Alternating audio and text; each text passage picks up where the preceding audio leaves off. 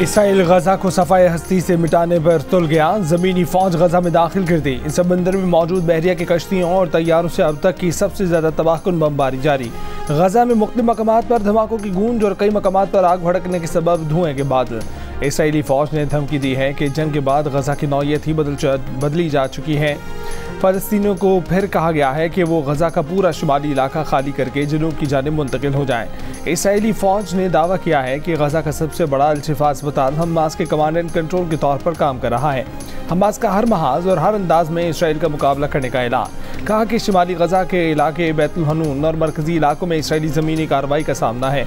Israeli फ़ौजियों की बाक़ियात गजा की सरजमीन निकल जाएगी।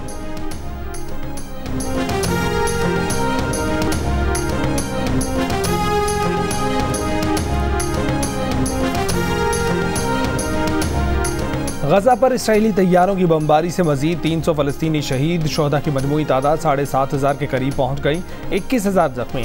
जामहक अफराद में अक़वाम मुत्तहिदा की रिलीफ एजेंसी के 53 एहलकार भी शामिल। 15 अफराद सिर्फ एक ही रोज़ में मारे गए। नस्ल कुशी पर पर्दा डालने के लिए इसराइल ने गजा में कम्युनिकेशन और इंटरनेट का निज़ाम तबाह कर दिया। फ़लस्तीनी वज़ीर आज़म का कहना है कि इंटरनेट सर्विस की मअतली गजा पट्टी पर ज़मीनी हमले का पेश खैमा है। आलमी इदारा सेहत का कहना है कि इंटरनेट की बंदिश से गजा पट्टी में अमले से राब्ता मुनक़ता हो चुका। कराची में आयशा मंजिल के करीब झगड़े के दौरान फायरिंग की वीडियो जियो न्यूज़ ने हासिल कर ली। वीडियो में मुसल्लह अफराद को खुलेआम फायरिंग करते देखा जा सकता है। फायरिंग करने वाला मुलजिम गिरफ्तार कर लिया गया। वाक़े में 2 अफराद जख्मी। मूसा कॉलोनी में झगड़े के दौरान तशद्दुद से एक शख्स जान बहक हो गया। शादमान और सुरजानी में मुबैना पुलिस मुकाबले, एक मुलजिम हलाक, 3 गिरफ्तार। एक मुलजिम फरार भी हो गया। मुलजिमान से असलहा और मोटरसाइकिल बरामद। लियाकताबाद में AVLC का मुबैना मुकाबला, एक जख्मी मुलजिम गिरफ्तार।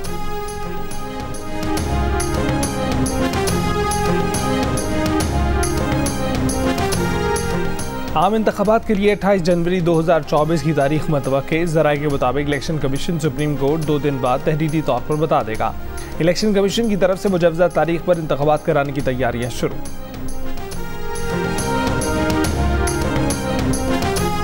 जब भी इंतखाबात का मौका आए उसके लिए भरपूर इंतखाबी मुहिम चलाई जाए। वकला और तंजीमी जिम्मेदारान को हिदायत भिजवा दी हैं। मुल्क भर में कन्वेंशन मुनक्किद किए जाएँ। चेयरमैन PTI ने कहा है कि उनके खिलाफ मुकदमात मुकम्मल तौर पर जारी, मनगढ़ंत और सियासी अहदाफ के तहत कायम किए गए हैं ताकि उन्हें इंतखाबात के बाद तक जेल में रख सकें। आसिफ अली जरदारी से बिलावल हाउस कराची में PPP रहनुमाओं की मुलाकात। सियासी सूरत हाल, आइंदा आम इंतखाबात से मुतल्लिक लाएअमल पर बातचीत। मुलाकात में पीपल्स पार्टी की मरकजी क़यादत की शिरकत।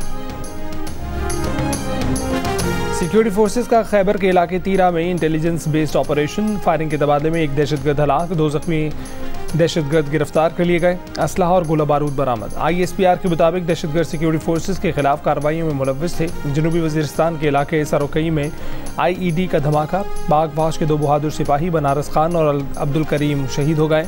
दहशतगर्दों के खात्मे के लिए क्लियरेंस ऑपरेशन जारी।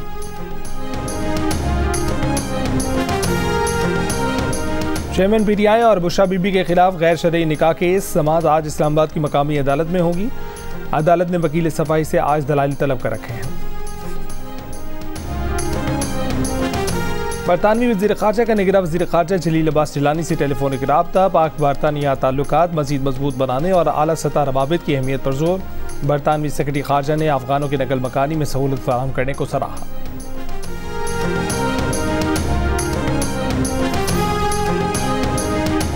और वर्ल्ड कप के सनसनी मुकाबले में जनूबी अफ्रीका ने पाकिस्तान को 1 विकेट से शिकस्त दे दी। 271 रन का हदफ 48वें ओवर में हासिल कर लिया।